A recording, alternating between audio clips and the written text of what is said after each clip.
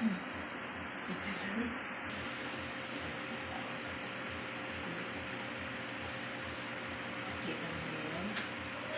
Jan Domingo is your classmate, please inform him to use the required frame to join the class. Because again, I got on the students who get in this student is coming from the branch of SLC in Santa Maria. Because I don't have the power to accept students because at first I don't have an official copy of students. At the same time, there are students who just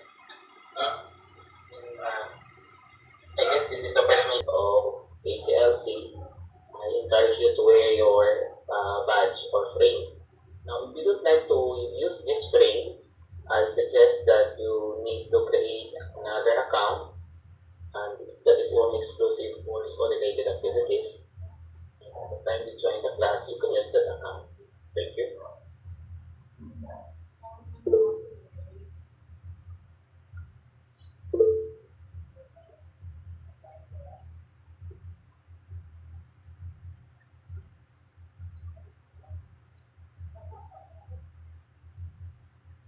In our chat box, I will also be posting the link where you can grab the given function.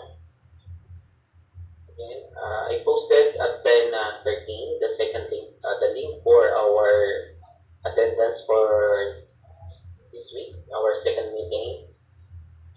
And posted also is the link where you can grab the given function.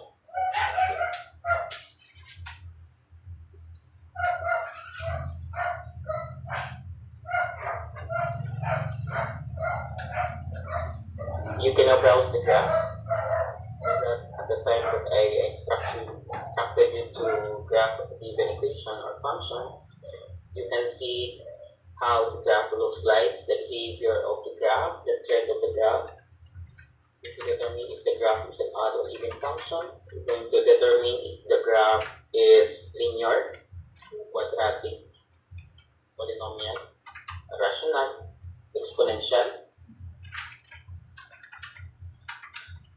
and logarithmic. And of course, we are also dealing with the graph of trigonometric functions.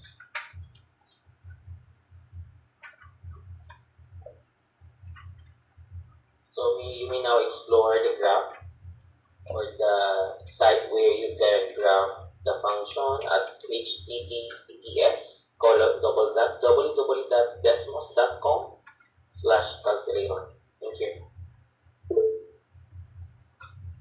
And I would like to remind you that if you have any questions or queries pertaining to the discussion today, you may click the icon, the hand icon, for some clarifications and questions regarding the lesson. Salamat. Time check is 10:19. After 1 minute, we're going to begin. Thank you. Yes, Mark Hernandez, you have any question? Sir, si Remoy daw po di makapasok. Hindi daw po match yung code sa pinapasukan niya na code. Ulit yung link ng ating Google link. Send ko ulit sa ating chat box. Pakibigyan na natin. Ganyan. Or, makapasok yung link na binigay ko ay nakapost ito sa Facebook. That would be our permanent link. Again, I'll be sending you the link. Thank you.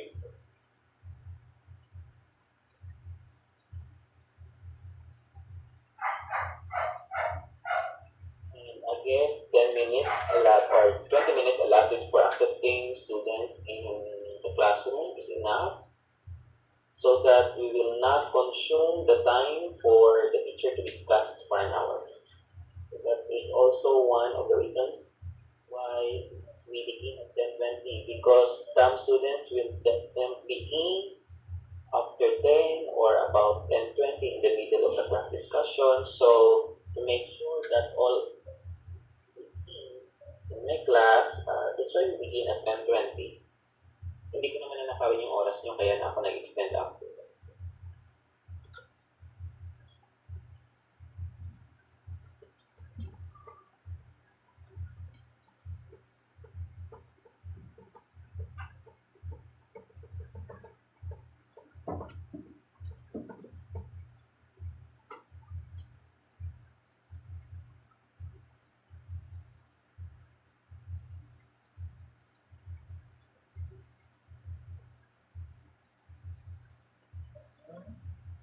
Mayroon pang hindi nakapasok ulit.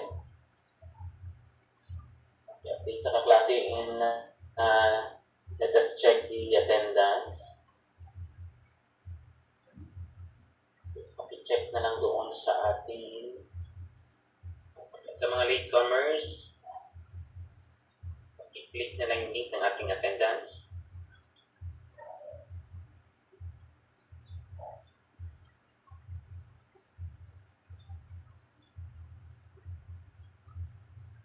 So my official time in SLC in your class is only every Saturday, 10 to 11, and we agreed that we will begin at 10:20 to 11:20.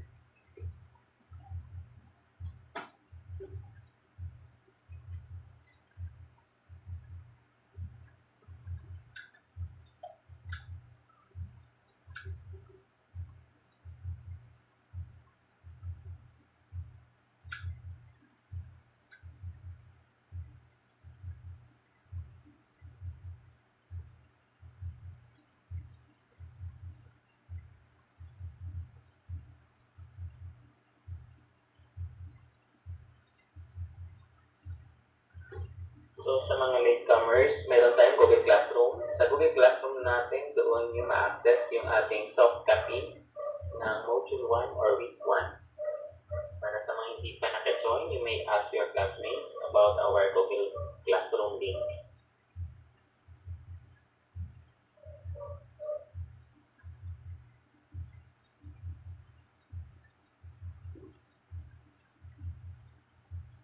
Sorry for the delay, medyo nahang yung laptop ko. Thank you.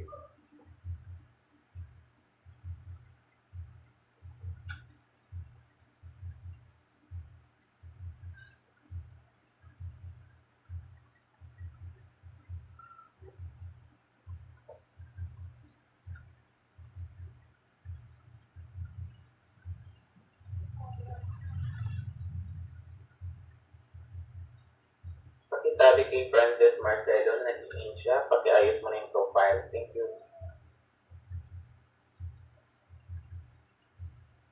Pakisabi kay Frances Marcelo, ayusin mo na yung profile, saka siya mag-join para ma-accept ko siya. Salamat.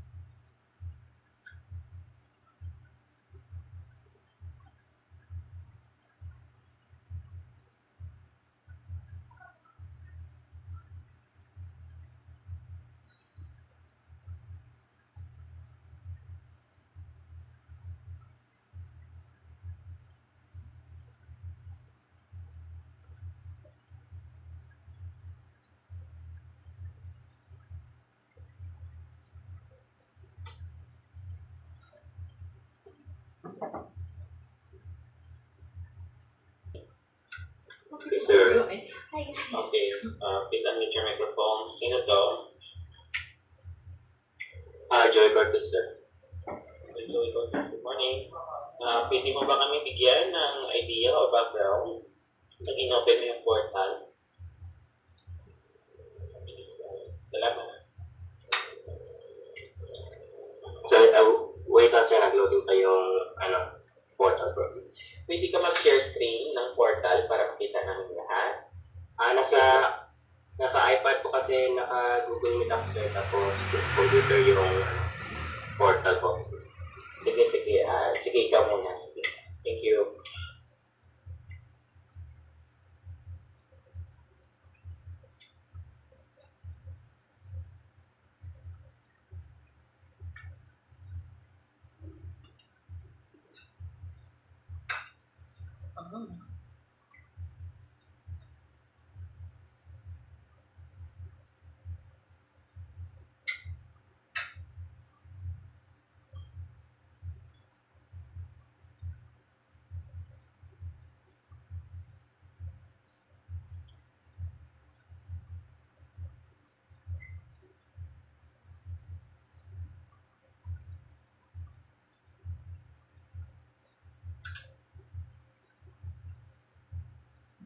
While we are waiting for Joey, tanongan natin si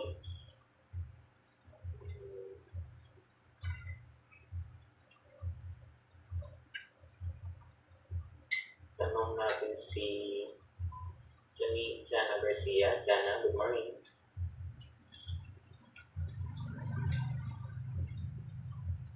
Jana, nag-raise ng hand. Si Francesca, si Atukol, si Butang. Paki-inform si Joshua Oliver Castillo kung ito ay inyong kaklase. Pansamantala ko siyang i-deny. Ayusin na lang muna yung frame. Salamat. Christian kay Loyola, Elthander Lodge, Salvador. Hindi makapag-share screen ng kanyang portal para makita namin. Arjon. Pero yung portal, di ba, natatam mo ba yung ano? Sir? Yung support, portal yun sa may...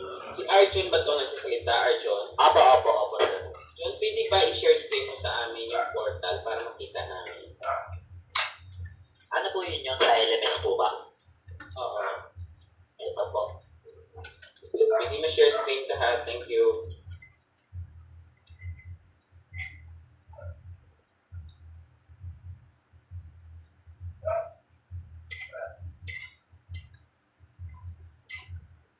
Hintay natin si Arjon para makita namin yung portal. Hindi na kayo sumagot, pero syempre naman, sasagot pa kayo, di pa nga ako natuturo paano nyo siya sagutan. Kung alam niyo naman na sagutan na, pwede din naman. Ayan, si Arjon is now presenting. Sige, Arjon, balik tayo sa taas. Calculus with Analytic Geometry 1. Meron ako dito, Contemporary Calculus. So, wait lang, Arjon, basahin natin. Calculus with Analytic Geometry 1. Kaya tayo geometry ito kasi may related ito sa mga functions, no? The course reviews concepts learned in algebra and trigonometry and progresses to the discussion of limits. Ayan, limits and continuity of functions. Topics include functions, linear functions, polynomial, and exponential functions, exponential and logarithmic functions, periodic functions, mathematical language, tangent lines, velocities, the limit of a function, the properties of limits, continuous functions, and definition of limits. Sige, lahat yan ituturo ko ngayong araw, kaya ko yan ituro. Next, pakita pa. Pwede na yung PowerPoint ko dyan. Kaya ko yan, paintindihin, makinig na kayo lalo sa klase ko. Week 1, preview of calculus. So, yung preview of calculus, yan yung sinend ko sa inyong soft copy. Okay. May trailing quiz 1, merong week lines in a plane, lesson 2, lines in a plane. Lesson 3, 4, function under graphs. Okay. Functions under graphs, sige, bibigay ng PowerPoint after the class. Huwag nyo na lang pinigay yung PowerPoint ha, kasi merong copyright. Bawal pong i-share yung PowerPoint na ibinibigay ko.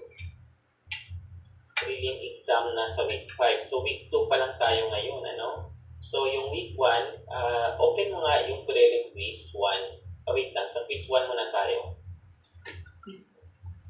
Ayan, nagsagot ka na ba ng prelim quiz 1?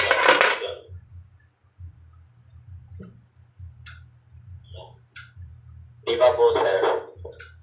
Sige, kung i-take, di ba may attempt yan? Parang 3 attempt ba? Opo. Ay, 5 po. 5 attempt. So, walang dahilan na bumagsak kayo. Kasi kung mali yung isa, alam ko yung strategy minsan ng previous hawa ko, pwedeng, pag nag-quiz ka, di ba pwede nyo namang report, meron kayong screen reporting. Pwede pong i-review yung sagot. Pwedeng i-review, kaya walang dahilan na bumagsak kayo. Kung masipag ka lang talaga, you can take up to 5 at most. Pero, nagdi-decrease pa ang score kapag ka 5 attempts ka, tapos perfect. Same pa rin, 100%. Same pa rin po. Hindi, parang record daw po yung... Ano ba yung mataas? Yan po yung nare-record ng Kung ano po yung pinakamataas. Wow, so, parang ito is a very helpful tool din siya. Kasi dito, you have 5 attempts eh. Tapos sa 5 attempts ay kukunin yung pinakamataas. So kung first attempt mo ay mali, tapos na-record mo ay mali ako sa A, o then second attempt mo ulit B, ay mali ako sa B, may third attempt ko pa na C. So there is a possibility to pass the subject. Okay. 5 attempts po ito. Actually, maganda ang LMS na ng SLC. No? Kasi dati pa, wala pa yung online class o wala pa yung pandemic, meron na talagang online class ang SLC. Kaya magaling na talaga yung SLC sa online or distance learning. UGRD Math 6. Ito ba ay na-download nyo na ba lahat ng module? Itanong ko lang, na-download nyo na ba lahat ng module? Hindi pa po. Ipa po. Ano lang yung module na meron? Ako po, sir, na-download ko na po lahat. Oo, po yung sabi sa amin. Kaya wait lang daw. Baka next week pa daw po magkaroon. Oo, next week. Sir, Yes, Patricia. itanong sa akin po, kinukulit ko na po yung SLC about sa portal ko po, kaso kailangan ko pa daw po ng PSA. Nagpunta na po ang PSA 2 weeks pa po yun, yung release. Tapos in-email ko na din po silang lahat kung sumasagot sa akin. Okay, minsan pag may mga tanong kayo kung sino yung sa school, yung function ko lang kasi yung aking tinatawag na nature of work, part-time teacher lang po ako sa SLC. Nagkaklase lang ako sa SLC every Saturday, 2 section na yung hawak ko. Ang mandato ko lang kasi ay magturo ng 1 oras sa section. Yun lang yung mandato ko na pag nag-join kayo sa klase every Saturday, please to check the attendance. Tapos tulungan kayo sa pag-discuss itong sa module kapag may katanungan. Every Saturday lang po yun ng 1 oras. Minsan pagka marami kayo yung messages sa akin, pag marami ako nakikita messages, marami akong sasagutan at consume a lot of time para sagutin ko yung lahat ng queries nyo. Ang kaya ko lang naman sagutin yung subject ko eh. Pero pag other concerns maliban sa subject ko, hindi ko siya masagot. Kasi ito magtanong. Yes, sige, okay lang. Sige, Mark. So, kaya daw po pumasok ng career kahit daw po sa game. O, ano kaya? Ang ibig sabihin siguro ganito, pag hindi siya makapasok, ay, ano ba ang mga possibilities niya? Nakapuno na, sir. Ha? Nakapuno na. 66 pa lang tayo eh. Ang maximum kasi nito ay 100. 100 siya. Oo, 66 pa lang tayo.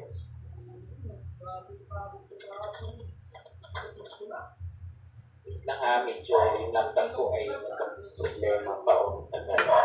Sige, ito na yung yung test. Pag hindi ako makapagturo ngayon, unfair naman sa inyo hindi ako makapagturo. Actually, yung first subject ko ay data analysis 1. 9 o'clock yung start noon. So, gumising ako ng 6 o'clock para ihanda na yung inyong attendance link. Ihanda na yung PowerPoint, nakabukas na lahat. Ihanda na lahat naka-ready na. Pero nagka-problema ako sa internet connection. Malakas naman dito yung Converge. Hindi ko alam kung may problema talaga yung Converge. Kasi ang bagal ng magalaw. So, ang ginawa ko ay nag-hotspot na lang ako sa cellphone ko. Kasi yung cellphone ko ay may free load ito, nililagyan ng DepEd, ng load every month. Maliban pa doon, meron pa akong load galing sa city na provided sa amin sa Science High School ng load din every month. And then, hindi pa nag-hotspot ako, mabagal pa rin. So, ginawa ko para ma-sure talaga na makapagturo ako ng maayos ng load ako. Hindi ko serve 100, pero ito ngayon, nakapagbukas, kaya sa inyo hindi ako nag-message na cancel yung klase namin. Pero yung unang subject ko na data analysis, na-cancel ako kasi sobrang bagal na ako. Now, possibility, ang ginawa ko siguro, dahil maraming files, ginawa ko, dinilit ko lahat ng files para magiging mabilis. Sinave ko sa Google Drive ko, dinilit ko ng maraming files, kunti na lang naman ang laptop ko. Mabagal pa rin siya. So, ang isa sa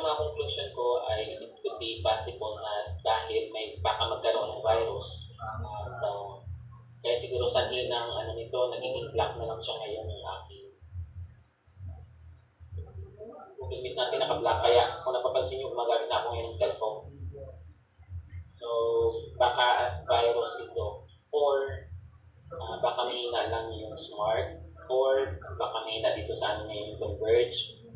Or, sabi naman ako teacher ko ay i-upgrade na lang yung RAM na sinasabi nila. Kasi pagka mabagal, nakabukas na yung PowerPoint ko lahat.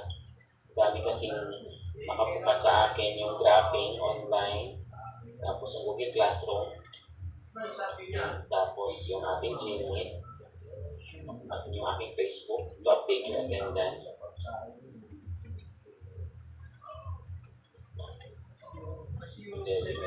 Check. So sa mga wala pang portal, join na lang. Okay.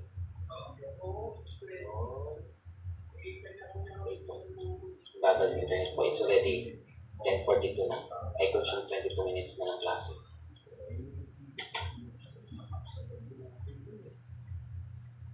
Okay, so kung wala pa, sige po, i-open nyo muna yung module 1 ninyo. Buksan nyo yung module 1 nyo. Hindi ko ma-present kasi ito nga yung laptop ko nagluloko.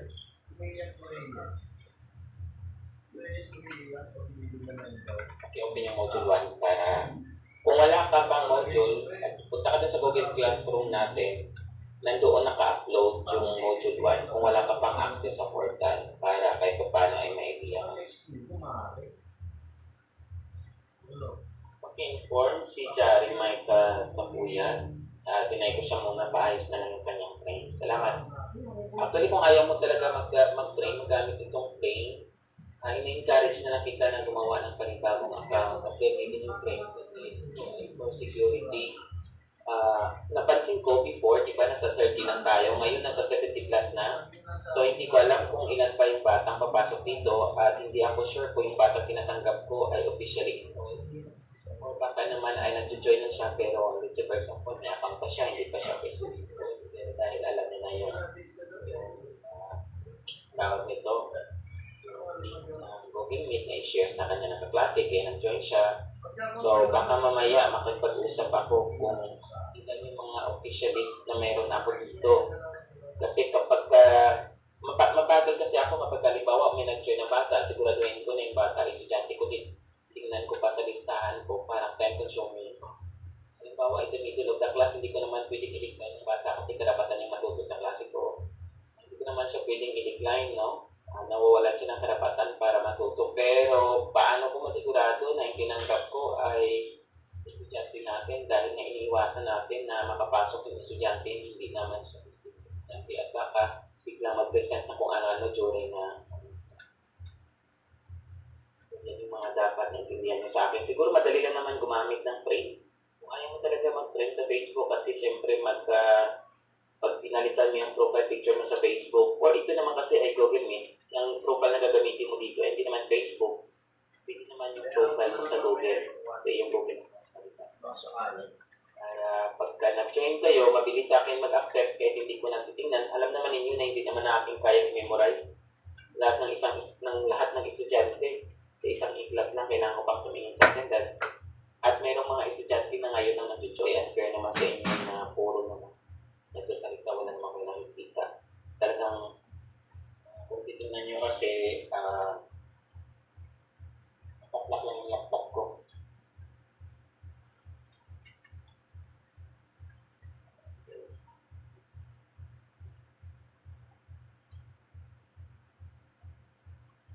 Laptop talaga siya.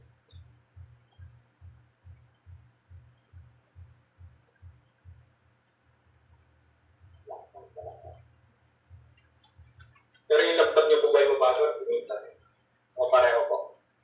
Baka yung laptop. Kasi, kung malakas naman yung Converge, tapos yung nagpa-load na ako sa sa SIM card, kailangan siguro. Nag-delete na rin ako ng files sa laptop ko. Sinave ko na lahat sa G drive. Para pumilis, pero mabagal pa rin. So, sige. Sorry pero gagawa ako ng video lesson mamayang hapon. Yung PowerPoint ko, i-convert ko na lang sa video. So, kung titingnan nyo ang day 1 na, ito ay chapter 0, no? Chapter 0 kasi ito ay preview. Ibig sabihin, sinabi natin preview, discuss dito yung mga dapat yung natutunan. Welcome to Calculus 1. Yung calculus was first developed more than 300 years ago. Imagine more than 300 years ago. Ano ba? Bakit na-develop itong calculus? Bakit nagkaroon ng calculus? Ano ba ang gamit dito sa totoong buhay? Bakit ba natin ito pag-aralan? Yan yung mga questions na minsan tinatanong ng bata na pwede naman ba mag-graduate na hindi naman kailangan yung calculus kasi ano ba gagamitin yung mga derivatiba sa kamatikad yun? Diba kung kayo ay elementary, tinuturo sa inyo ang pagkuha ng mga basic, the area of a basic geometric figure, like area of a triangle, base times height lang, over 2, area ng square ay side times side, kinukuha natin yung area ng rectangle times width, yung mga two-dimension na kinukuha natin yung area ng circle ng pi r squared. Halimbawa ngayon tinanong ka ni Sir Josh, pakikuha ngayong area ng dahon ng halaman ninyo. Sabi mo, ay paano ko pala kukunin yung area ng dahon na yun? Kasi hindi naman sa triangle, hindi naman sa square, hindi naman siya rectangle. Pwede ba lang putol-putulin ko siya tapos ipatikit-tikit para mabuo ko yung rectangle ng dahon? Yung dahon na shape niya ay medyo pa-oblong siya, elongated siya. Siguro Sir Josh, yung possible na pwede kong gawin ay gupitin ko siya at ipatikit-tikit ko para makabuo ako ng square sa ako susukatin. Now, hindi na natin guys gagawin yun kasi through the power of calculus, we can find its area using integral calculus. Ang calculus 1 natin dito ay nakita ko kanina sa portal ay geometric siya, no? So, meron din kasi yung tinatawag kasi na contemporary calculus. So, yung calculus 1, yung iba most likely ang calculus 1 ay differential calculus, yung derivatives. Yung calculus 2 ay integral calculus. Sa ibang university, ang tawag dyan ay yung math analysis 1, yan yung differential. Math analysis 2, yan yung integral. At math analysis 3, yan yung kombinasyon ng differential and integral. Pero nang binasa ko yung course description ng calculus natin, nabasa naman natin kanina, base doon sa portal. Yun ang mga natutunan natin. So, simulan natin muna ngayon sa pag-discuss about the background ng calculus. So, check ko na po ang ating... Sana may estudyante dito na magaling sa laptop. Pupunta na lang ako at papa-enhance ko yung laptop. Ano po dito, sir? Yes? Ako dito. Ay, sis Kaler, yes. Oh, thank you. Message kita mamaya. Salamat. Buti na lang, magaling na akong estudyante. So, yan yung mga yung mga regalo ng teacher. Yung teacher talagang, hindi ka naman talaga yayaman kung professional lang ang pinag-uusapan. Kasi alam naman natin, kapag ikaw ay teacher at umaasa lang sa sahod mo, ang sahod mo ay siklik lang. So, sahod, gastos. So, you need to venture in business in order for you to improve your way of living. So, hindi na lang face pag-araman dyan. Thank you, Nagawa ko ng video lesson pero wag nyo akong i-rush kasi dito sa amin, maingay. Kaya pag gumawa ko ng video lesson, dapat tahimik. Siguro mga alauna na madaling na ko. So, calculus was first developed 300 years ago ni Sir Isaac Newton. Alam na natin si Isaac Newton ay magaling din sa science. At saka si Gottfried function of planets at moons.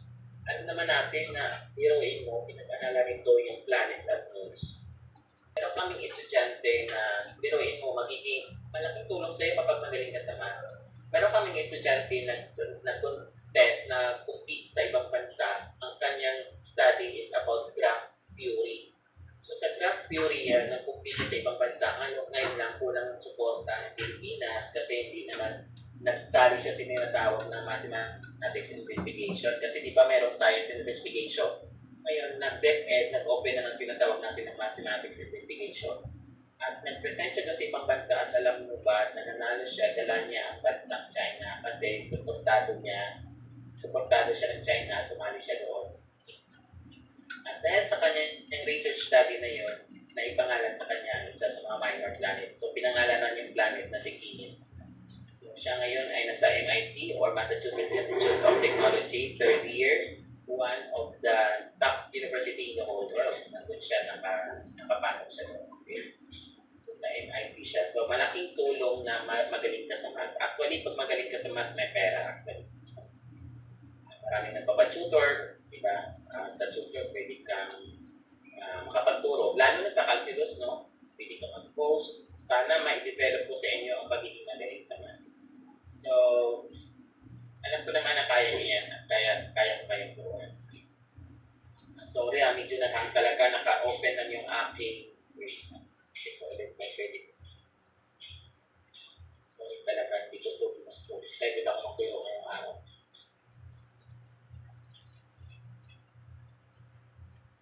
Okay, so sige, ulitin natin na ang calculus, ang unang tao o scientist o mathematician na nabuo nito ay si Isaac Newton at si Gottfried Leibniz. Si Gottfried ay, how you pronounce that, Gottfried. Depende kasi meron tayo tinatawag na British accent or English accent. Okay. So, sila yung dalawa proponent ito, sila yung mag-discover. So, I'll be sending also sa ating FB page kung paano nag-umpisa itong calculus. So, hindi ko muna sinend kasi nga baka hindi na ako pakinggan pag sinend ko na sa ating FB page. Sa FB page na lang ako makipag-usap sa inyo. Last time, nag-leave ako sa GC natin kasi hindi ko kayang sagutin lahat. Sa dami-daming nag-message sa akin, hindi ko kayang sagutin lahat. At baka magtampo yung bata kung hindi ko sinasagot. Nag-leave na lang ako kasi ang dami-daming queries. So, pag hindi ko masagot lahat ng queries, ay syempre, may nagtanong ng bata pag binigay mo yung tanong niya. Since then, thousands of other men and women have refined the basic ideas of calculus, developed new techniques to make the calculations easier, and find ways to apply calculus to problems besides planetary motion. Perhaps most importantly, they have used calculus to help understand a wide variety of physical, biological, economics, and social phenomena, and to describe and solve problems in those areas.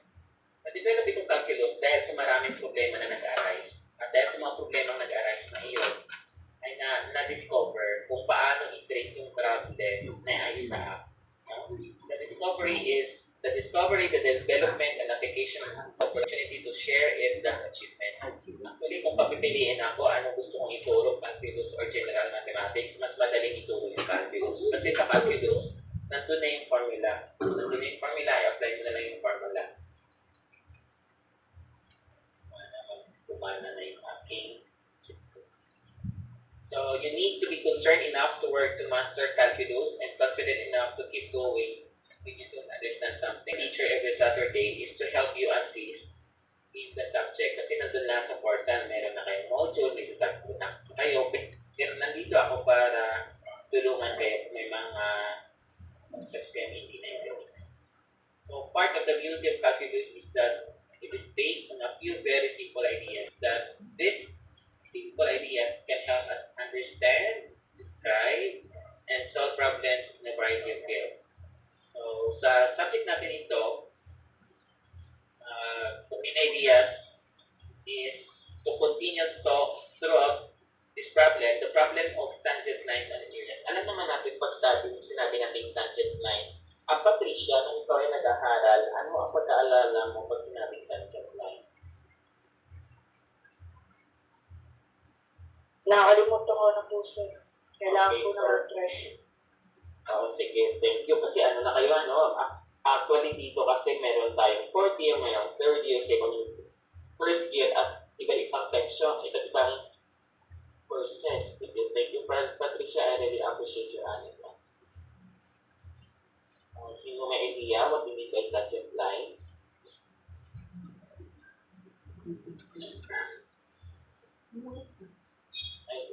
Escaler? Yun po yung line na nag-name sa slope. Kuha po yung slope na line. Wow, galing naman Escaler. Okay. Very good. Thank you, Escaler. Galing ko na Escaler.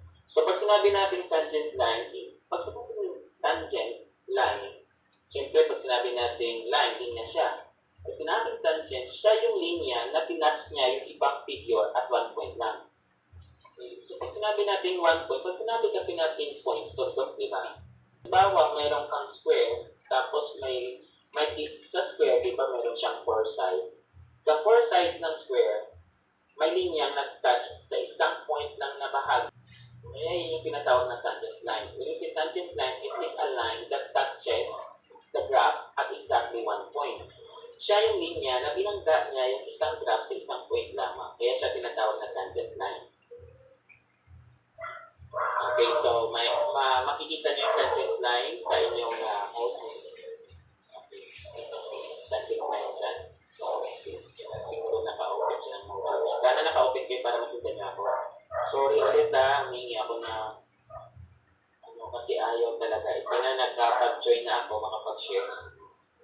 Di ba naka-open ng Ito na makapag-share na ako. So, unahin ko muna, rough draft, yung tangent, yung inyo nyo yung module. Saka ko gamitin yung ating PowerPoint. Si Mia Cruz, accept ko na lang si Mia Cruz sa ngayon kasi late na talaga siya. Mia Cruz, welcome. Next time, Mia, pakigamit na lang ng ating frame ng ating frame. Ano po yung frame, sir?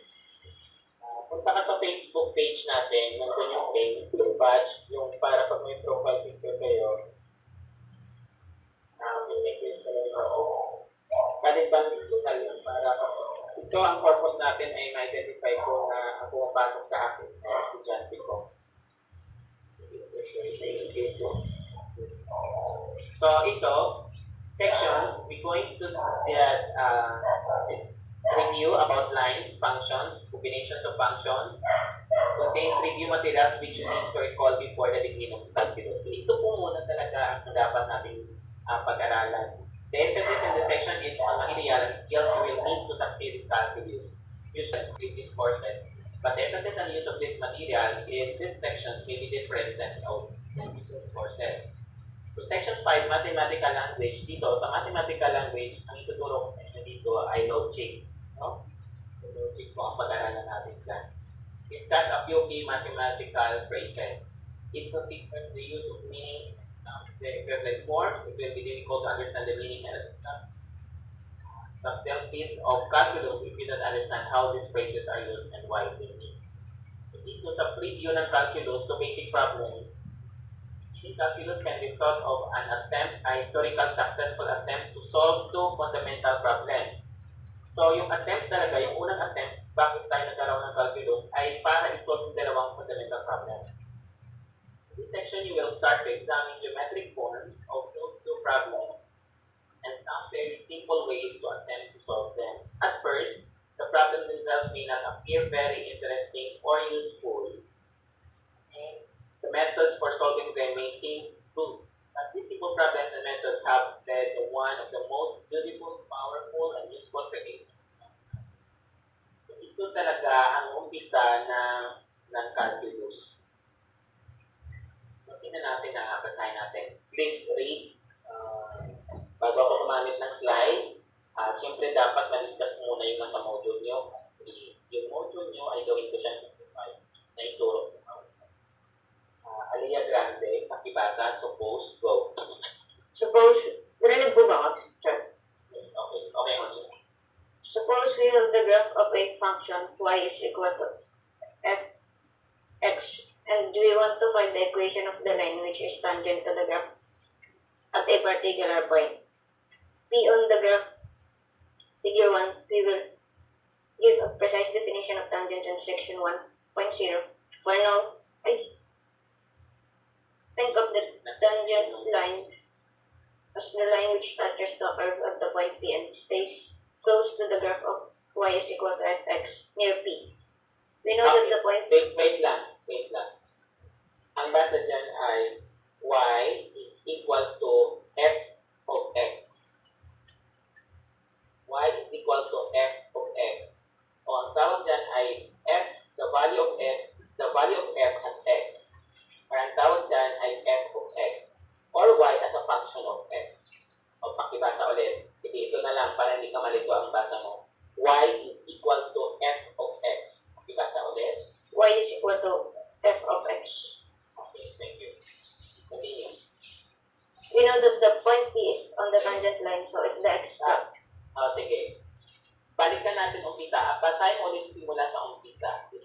hanggang f of x. Basa.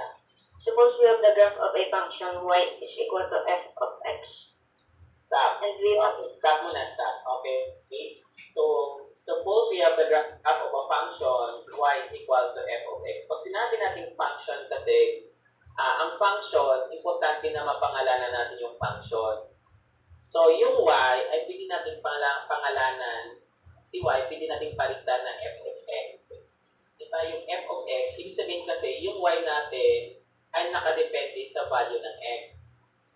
Halimbawa, mayroon tayong y equals 2x. In an equation y equals 2x, alam natin na ang y ay function siya ni x. Kung ang x mo ay 2, y mo ay 4. Kung ang x mo ay 3, y mo ay 6. Kaya ang independent variable natin ay x at ang dependent variable natin ay y kasi ang y nakadepende kung ano ang value ng x. Kaya siya tinatawag natin na y is equal to f of x or the value of f at x or f as a function of x. So, titingnan nyo, ito yung graph to siya. Parang ito ay quadratic. Yung graph niya isang parabola. Pag graph niya ay parabola, it is a quadratic function. Kaso lang, pinutol natin dito.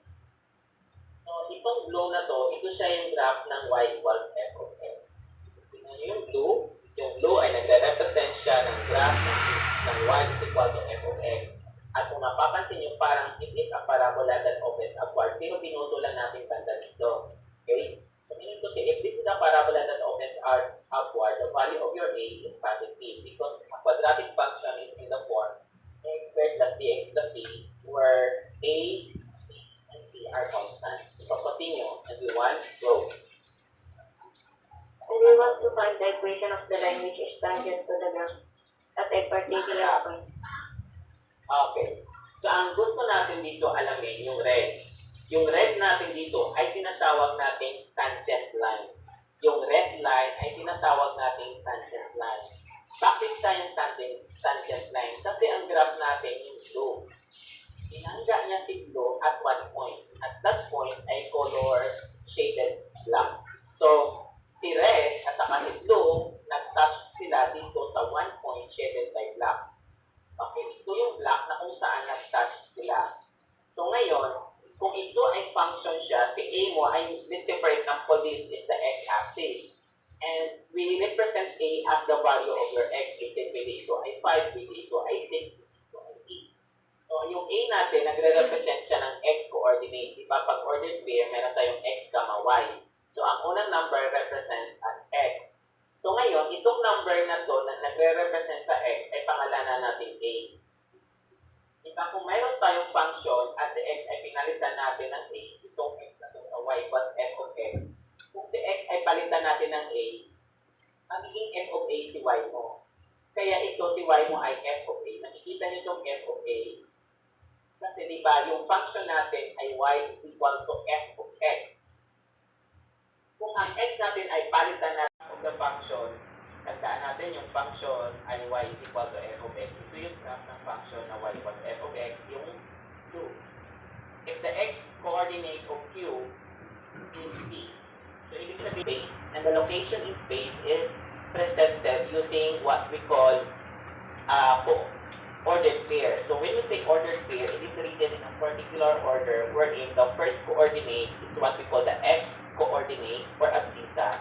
And the second coordinate is what we call the y-coordinate. Ibig sabihin, pag sinabi nating point, may dalawa siyang coordinates, x and y-coordinate. So, halimbawa, point 2, 3. Yung point 2, 3 represents a point, and that point is an ordered pair. When you are talking about ordered pair, it is a location of space.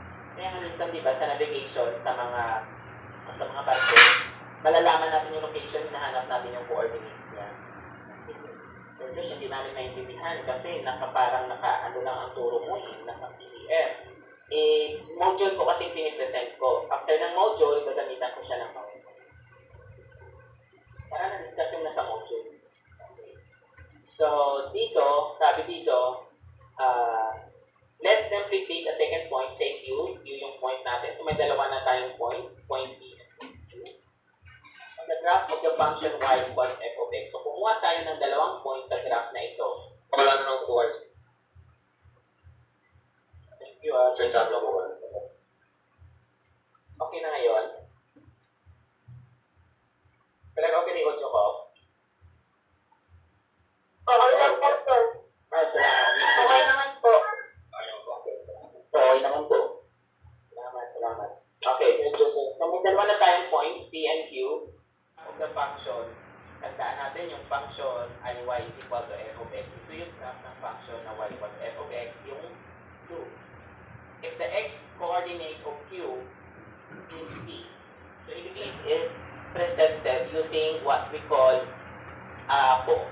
ordered pair. So when we say ordered pair, it is written in a particular order wherein the first coordinate is what we call the x coordinate or abscissa, and the second coordinate is what we call the y coordinate.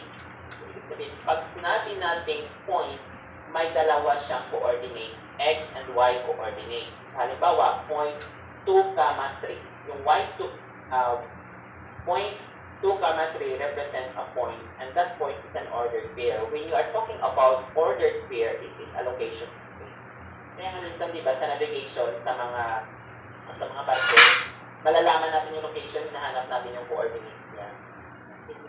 So, just hindi namin naintindihan kasi parang ano lang ang turo mo, naka-PDF. Module ko kasi pinipresent ko. After ng module, gagamitan ko siya ng PowerPoint. Para na-discuss yung nasa module. Okay. So, sabi dito, let's simply pick a second point, say Q yung point natin. So, may dalawa na tayong points, point P and point Q. On the graph of the function y equals f of x. So, kumuha tayo ng dalawang points sa graph na ito. Wala na nang kuha. Thank you, Thank you so much. Okay na ngayon? Kailan okay na yung audio ko? Okay lang po, sir. Salamat. Okay naman po. Okay naman po. Salamat. Okay. So, may dalawa na tayong points, P and Q. I really appreciate your effort. So, dito na tayo. Okay na to. Now, napapansin nyo, i-try lang natin para makapag-PowerPoint ako. Tingnan nyo, mayroon na tayong tinatawag na limits. Okay, bakit masok dito yung limits? Makinig kayo sa akin kasi kung pinipili sa pagtuturo, they are more of quality than quantity. Minsan, para lang matapos yung module, bilisan mo magturo, pero hindi batay. So, dito siya agad-agad. Yan yung problema ko kapag yung subject ng calculus, tapos isang oras lang tayo mag-limit, ako yan masigurado na matuto ka ng isang oras. Pwede ka na magturo na ako ng isang oras, bahala ka dyan kung natuto ka o hindi. Lalo na sa basic lang. So, one way to help you is to provide video lessons. Sige, ano na ngayon ang problema natin? So, Josh, may dalawa ng points eh. Makukuha ko na yung slope. Sige, ano ngayon ang problema na nag-arise? So, if we draw the graph of the function y is equal to f of x on a wall, put nails at the points P and Q of the graph, and lay straight edge on the nails, then the straight edge would have slope m, yung PQ, ito yung slope niya. Yan, yung slope niya yung PQ. PQ2, ito yung PQ2. However, the slope PQ can be very different from the value we want. The slope tangent to m. So, gusto natin malaman yung slope tangent to m. Diba? Kanina, mayroon lang tayong point na isa lang, diba? Okay. So, itong point na to, gusto natin yung slope tangent dito. Pero, tangent, diba? Kanina, kung napapansin nyo, yung slope natin tangent to m, ito yung nasa baba. Sa baba, diba? So, iba yung slope ng nasa baba kumpara sa slope ng nasa ito, yung dalawang points na ginamit natin. Ito yun. Ang gusto natin malaman kasi, yung figure 1, yung slope ng figure 1. Yun, kaya pang pwede din, maniwala kayo sa akin, makinig kayo sa akin. Ang gusto natin malaman, yung slope ng red line na to. Ang problema natin, isang point lang ang mayroon tayo. Itong line na to, hindi natin alam yung equation ng line na to eh. Ang gusto lang natin malaman yung point na to, tangent sa line na ito. Ang gusto natin malaman yung slope nito, no? Ng line na tong red. Kaso lang, isang point lang. Isang point lang. Pero tingnan mo, itong itsura natin ng slope ng line na to, Ang problema natin, isang point lang. Para malaman natin ang slope, kailangan natin ng dalawang point. Kaya ang ginawa natin, tinaas natin yung linya. Tinaas natin yung linya at consider natin yung point Q na to para magkaroon tayo ng dalawang points. Para makompute yung slope. Pero actually, yung slope na kinocompute natin, dapat mas mababa pa to kasi inangat lang natin to eh. Ang gusto natin, Sabi po. okay. Ngayon, okay na. Okay na, hindi pa. Okay na ako. Okay naman po, sir. Okay. Okay na po. Nakasunod ko sa akin. Sabi pa rin. Scholar, ikaw yung sabi. Ikaw Oo, sa amin yan. Sa internet. Baka may na-internet ba yung scholar? Oo, sa internet. Yan. Wait lang module muna ako pero may PowerPoint ako dito kasi dapat yung tinuturo ko yung module eh. Okay. Kung anong nakasulat dito yan muna ang madidiscuss ko. So, ang titingnan nyo, itong slope na to, linya to eh. Isang point lang to. So, para makuha natin yung slope, di ba dalawang points? Ngayon, nag-invento tayo. Ginawa natin yung linya, nagpataas na siya. So, ibig sabihin yung red line na to, mas mataas siya kumpara dito sa red line na to. Diba? So, hindi yan sila equal pa rin yung slope. Kasi ang gusto natin makuha, itong slope na to na tangent sa graph na to. Pero, ang slope na to, hindi na siya tangent kasi nag-intersect na siya, secant na siya. So, hindi sila pareho ng slope, diba? So, pero, makakuha tayo ng slope na mas malapit. Mas malapit dito. Kasi, part siya ng graph eh.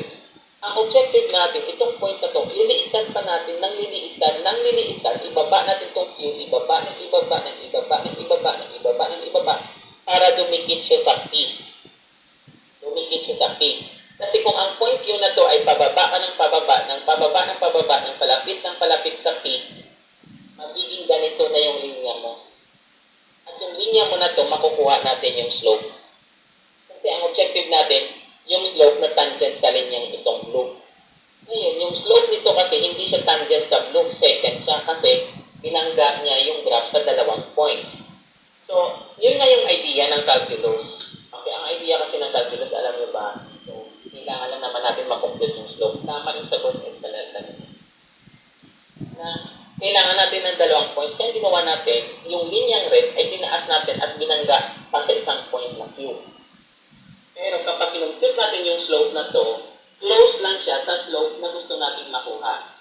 Pero, gusto natin na yung makuha nating sagot ay pinakamalapit sa slope nito. Pinakamalapit sa slope na to. Kaya itong point Q na to, gusto natin siyang ibaba hanggang palapit siya para ang linya magiging kamukha ito. Kaya ngayon, dito pumapasok yung tangent line. Kasi ang gusto natin kunin, yung slope ng tangent line. Kaya ganito ang nangyari. So, however, the slope MPQ can be very different from the value we want the slope of the tangent line. The key idea is that if the point Q is close to point P, kapag ang Q mas malapit sa P, mas malapit yung sagot natin sa totoong slope ng line na tangent dito. Diba? Kaya ito, ang gusto natin, yung Q, ilalapit natin sa kanya. Kasi, the more na malapit yung Q sa P, magiging ganito ang linya niya. Magiging ganyan yung linya niya. Kapag magiging ganyan ang linya niya, palapit sa ganitong linya, mas malapit ang sagot natin sa slope ng totoo ng line. Okay, sana nasundan ako dyan. The idea is that if the point Q is close to the point P, then the slope of MPQ, the line, is close to the slope we want to slope of the tangent line. Physically, if we slide the nail at Q along the graph towards the fixed point P, then the slope, itong formula ng slope natin, of the straight edge gets closer and closer to the slope of the tangent line. If the value of B is very close to A, kasi diba, ang B natin, diba ito kanina yung A, tapos naglakay tayo dito ng B, kaya kung ang B natin ilalapit natin ba, nasa taas siya. Kaya nagkaroon tayo nitong point Q. Ito yung A. So itong point Q, may P tayo dito.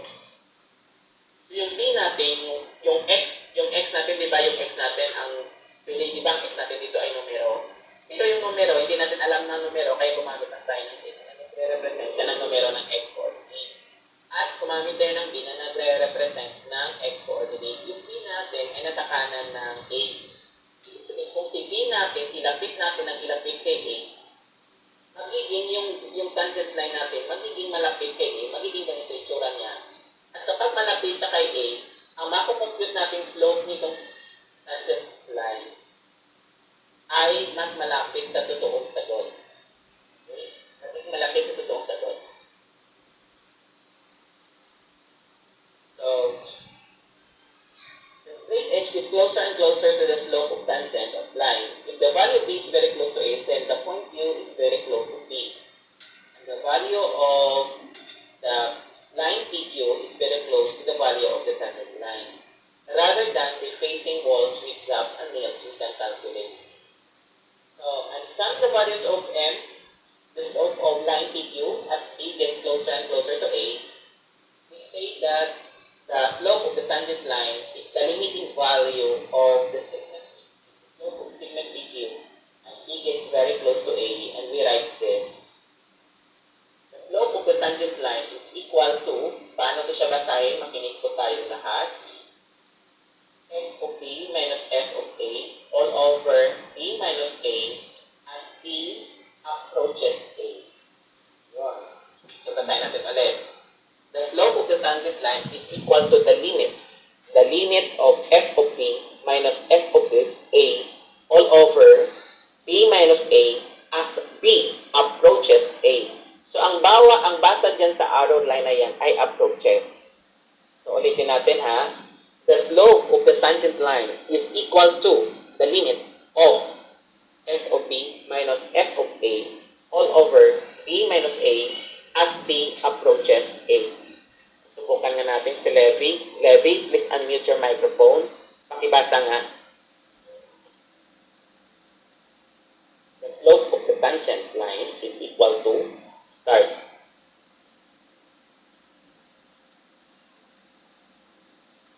Ayan. Nag-raise ng hand si Francesca. Francesca? Hello, Francisca.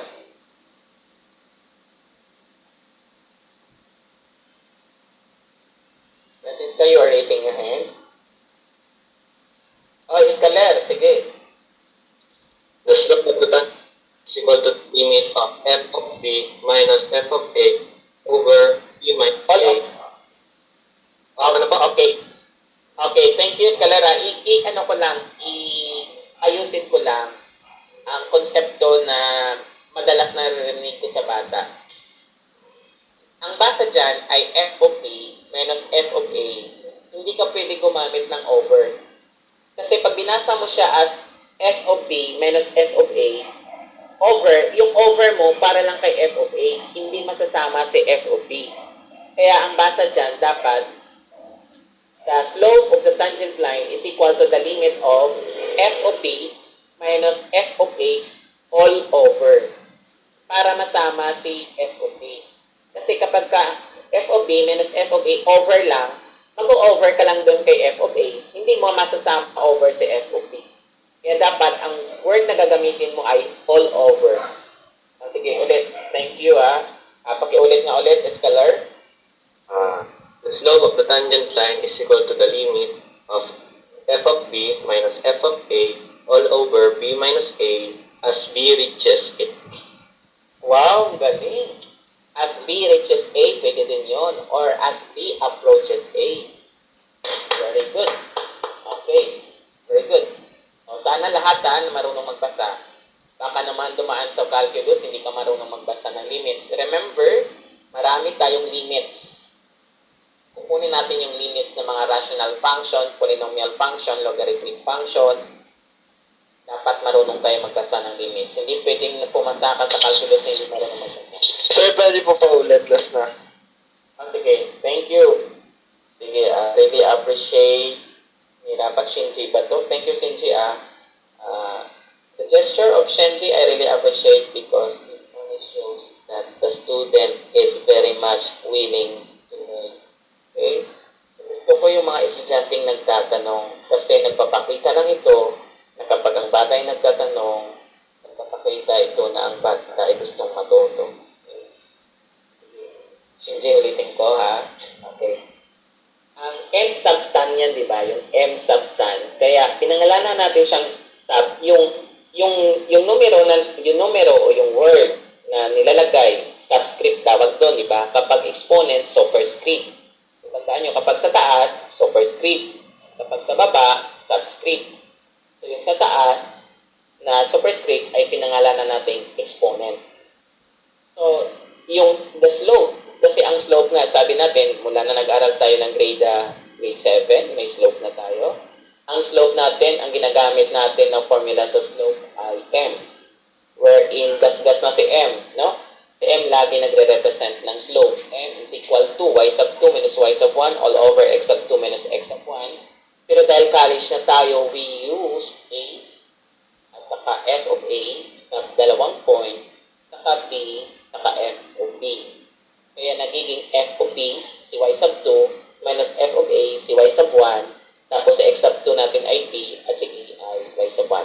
Mamaya, pag nag-PowerPoint ako, makikita nyo kasi magsusulat na ako. Okay? May pen tablet ako, parang nasa ano lang kayo, nasa face-to-face class lang kayo mamaya.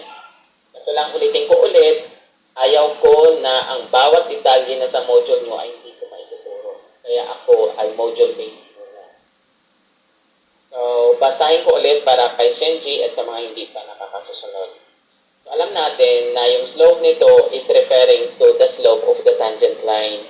Kaya, we denote or we name this as the slope of tangent. O, pwede mo na lang sabihin, basahin na M sub tan. Tan refers shortcut or abbreviation for tangent. The slope of the tangent line is equal to. Pag gumamit kayo ng word na is, dapat kompletong phrase is equal to. Hindi nawawala yung to, minsan yung iba sabi dyan is equal. Mali yun. So kapag si equal ay binasa mo ng is equal to lagi yun.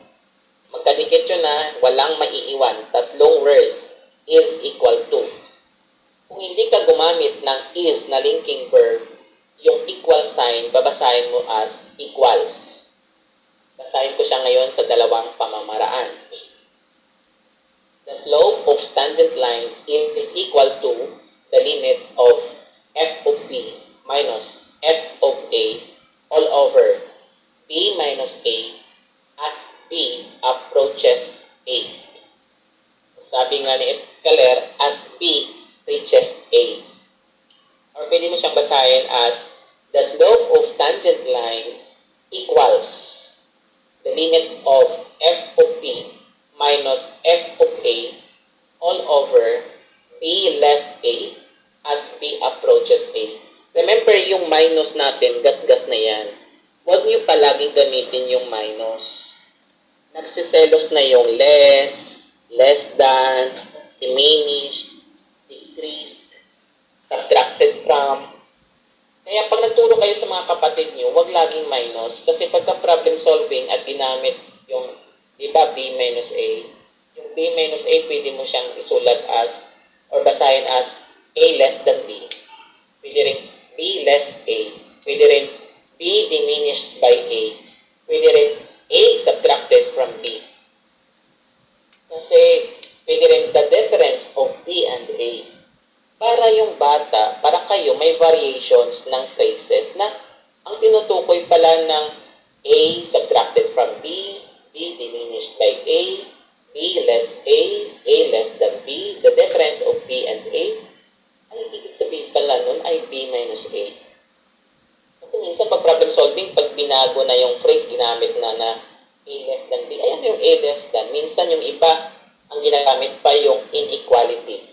Pag inequality, yan ay b less than, walang is. Pero pag is less than, minus. Tandaan yung pagkakaiba ha. A less than b. Iba naman yung a less than b. Iba naman yung Pag A less than B, yan ay P minus A. Yung iba naman yung pag inequality, para mabasa nito. So, ayan, nakikita nyo, medyo nag-stop na naman siya, ganyan yung itsura.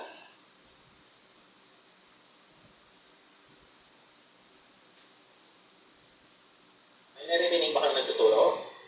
Wala naman. Meron, sir. Oo, yung wife ko kasi teacher din, kaya iwan ko kung may subject kayo sa research kasi research din siya sa SLC. Medyo chubby lang, sir. Sige, thank you. Minsan yung choppy natin based sa location or sa tignan natin, it could be na minsan, tawag nito, choppy siya kasi sa pwede, ikaw ang may problema sa internet connection or yung host o nasa sigda ang may problema kaya nagsa-choppy. Bulok, sir, yung conversion. Converge kasi kami. FBB, nag-ano kami sa Converge kasi mabilis ang So, Converge. yun, sir, may kami din. Pero hindi pala ang mangyayari. Actually, may takas naman ako sa same card. Sige po, sir. Sige po. Pag hindi nag-down yung Converge, meron pa ako hotspot. Sige po, sir. Welcome. Minsan pag hindi ko kayo masagot, sorry kasi alam niyo naman ako ay public school teacher. Ano kasi kami, talagang pure online kami sa public school. Kasi meron kaming LMS na Canvas. Canvas ay LE, ginagamit din ng Canvas, LaSalle, Harvard. Ito siya ng city government, kaya online kami. Online class talaga kami. Okay, ngayon, ito na siya. Dito na ako sa baba, no? Time check 11:48, overtime na ako, pero sige lang, sayang yung oras. Sige, isang oras lang tayo tapos calculus. Wala akong magagawa. Suffer kayo kapag sinunod yung oras ko. Okay. So ngayon, dahil na tayo, if we draw the graph of y is equal to f of x, on a wall, we put nails at the point. So, secant na to siya, no? Secant na siya kasi, alam niyo yung pinag-iba ng tangent, Tangent line to siya, yung red line, tangent, kasi pinatch niya yung graph at one point. Pero ito siya, hindi na siya tangent line, kasi pinatch niya yung graph at 2 points. So, yung second line, it is a line that passes through the graph at 2 points. But if the line touches the graph at 1 point, that's tangent. So, ito tangent line, ito second line. Ngayon, ulitin natin, kung kukunin natin slope itong line ng red, hindi natin makuha yung slope kasi isang point lang ang mayroon tayo.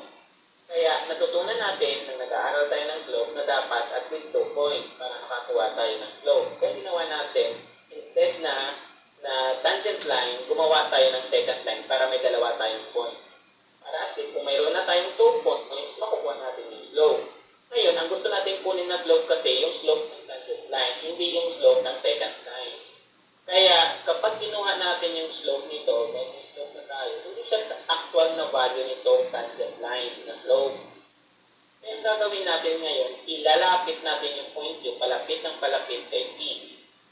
So, kung si point Q ay palapit ng palapit kay P, probably, yung nails natin, yung dulo ng graph natin, bababa siya ng bababa. At kung bababa yung Q natin, bumababa din yung line na second line, bumababa din para magiging ganito siya. So kapag bumaba siya, bumababa, ibig sabihin yung B mo palapit ng palapit kay A. Kaya kung ang B mo ay palapit ng palapit kay A, makukuha natin yung pinaka-close na sagot sa slope nitong tangent line. Kaya ngayon, kung palapit siya ng palapit kay A, itong si B, gusto natin maging lapit si B para ang makuha natin slope ay talagang slope ni tangent line.